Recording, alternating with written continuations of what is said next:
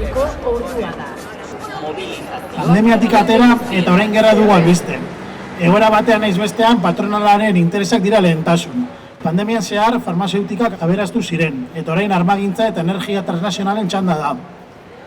Langileoak aldiz, gero eta txiroagoak gara. Prezioak gure soldaten gainetik ari dira hasten. Zerbitzu publikoek ez dituzte herritar guztien osasuna, hezkuntza edota etxe bizitza beharrak asetzen.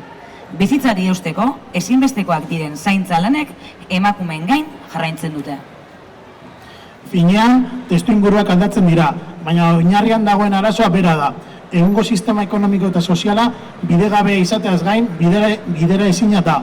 Energia eta materialak agortzen ari dira, larrialdi klimatikoa areagotzen, eta baliabideak gero eta urriagoak direnak eskuratzeko gerra militar eta komertzialak ari dira ugaritzen.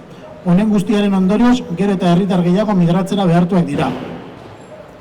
Zorionez, alternatiba badago. Planetaren baliabideak mugatuak direla aintzat hartuta, eredu ekologikoki sostengarria ezarri eta birbanaketa politikak bultzatzea. Enplegua, zaintza, lanak eta ondasuna banatzea. Horixe labek proposatzen duen banaketa hirukoitzaren funtsa. Erronka globala da, baina herrialdez herrialde gauzatu beharrekoa. Euskal Herrian egin ahal izateko estatu tresnak behar ditugu. Euskal Lankoda eta Euskal Gizarte Segurantza. Burujabetza eskuratzea behar dugu. Madrilen eta Parisen posible ez diren aldaketak Euskal Herrian gauzatu ahal izateko. Urratsak eman ditzagun gaurdanik. Lantoki eta sektore mailan borrokak piztu ditzagun. Politika publikoak aldatzeko borroka egin dezagun. Altxa eta jar gaitezen. Gogoraraztia 12etan manifestazio bat abiatuko dela untzagatik, gero ekitaldi politikoa egongo da.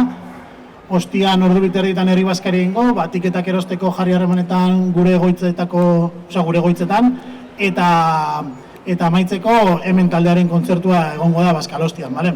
Eta eskerrik asko etortziaren, eta listo. Gora maiatzaren lehena.